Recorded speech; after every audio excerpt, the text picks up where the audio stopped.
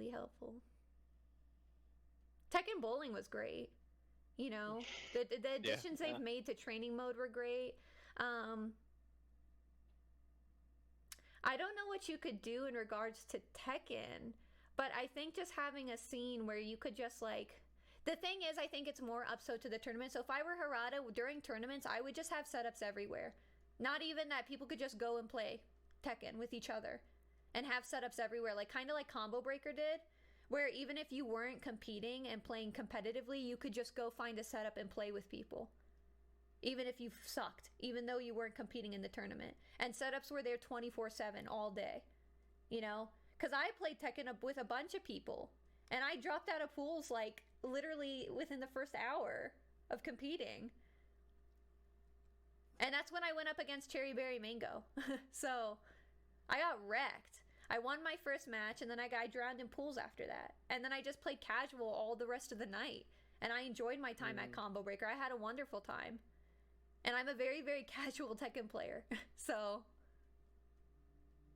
the Tekken story was kind of linear. Yeah, I'd like more stories. I like more story in Tekken. That'd be cool too for casual players. If they focus more on the story, like kind of like Soul Calibur does. Soul Calibur has a really, really good story mode. But I don't know. See, like I've never felt like...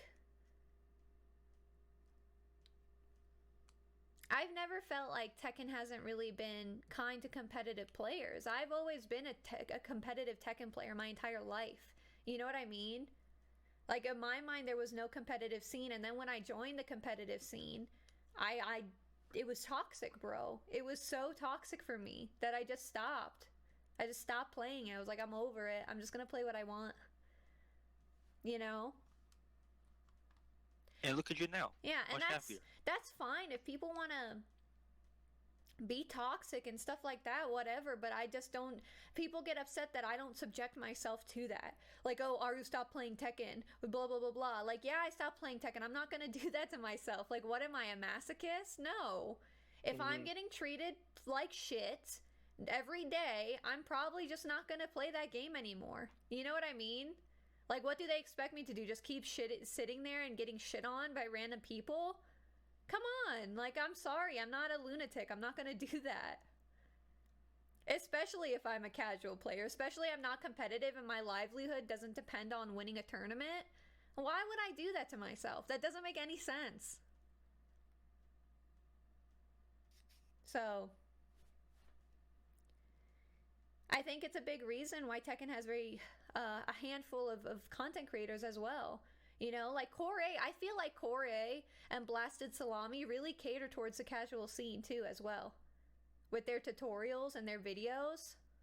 Yeah, if you explain everything, like easy step-by-step I think Corey does a fantastic job.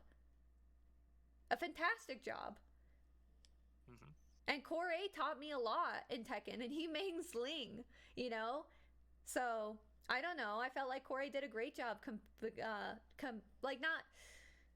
He was competitive, but also at the same time, he's very, very content creation driven. You know what I mean? Because you can be in the Tekken scene and you can be a content creator. You don't have to be competitive. And thinking that the only way you can be successful in Tekken is being a competitive player is kind of whack to me. There's so many things you can do. You need a game to let your rage out. That's Dark Souls. I mean Demon Souls. Yeah. Another toxic community is definitely For Honor. However, it's still fun for a little bit. Oh, yeah. So For Honor was super, super toxic. But the thing with For Honor is I just played with my friends. I played vanilla For Honor and I loved it. The only time I quit For Honor is when, what's her name? Peacekeeper was completely busted.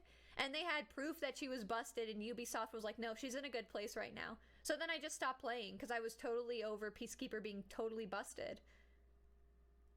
That sounds like Ubisoft. Yeah. They're like, no, she's in a good place. And console players literally proved that it was impossible. It was literally impossible to react. And they still said she was in a good place. And that was during the vanilla days. And so I was like, I'm not playing this anymore. I'm over it. And that's the thing. Like, I'm sorry. People are going to get over it. Like, if you have a game where, people are just feeling shitty playing it, they're just gonna pick up another game. I'm sorry, like this scene, there's so many thousands and thousands and thousands of games to choose from. Like, if you're not taking care of your community and making sure people are happy and having a good time, then people are just gonna leave. And that's exactly what I did. I didn't leave the Tekken community, but I definitely am still taking a break from it. You know, I'll play Tekken with my friends and stuff, and then when tournaments resume, I'll still go to tournaments. I like playing the game and I like meeting new people, but I'm not gonna play Tekken constantly and try to talk to people from the Tekken community constantly. I'm over that. Like, it was too toxic for me. You know? I got invited to E-League and people were shitting on me for getting invited to E-League. I was like, what do you want me to do? Say no? Like, that doesn't make sense. Like, what are you asking me to do? Do you want me to say no? You smooth brain? Yeah. K-pop isn't a game, but it's really toxic. And I feel like in every community there is toxicity, but in some communities it's more prevalent than others, I'd like to say. You know? Yeah, the toxicity is not made equally. Yeah. Like anime communities, for example.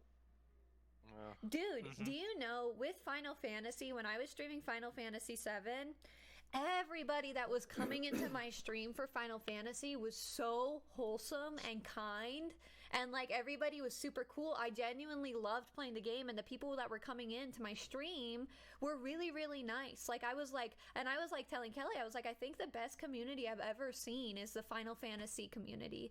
Like everybody in there is so nice, so kind. And then as soon as it came to YouTube and Twitter, I had Tifa fans witch hunting me, right? Calling me a misogynistic bitch.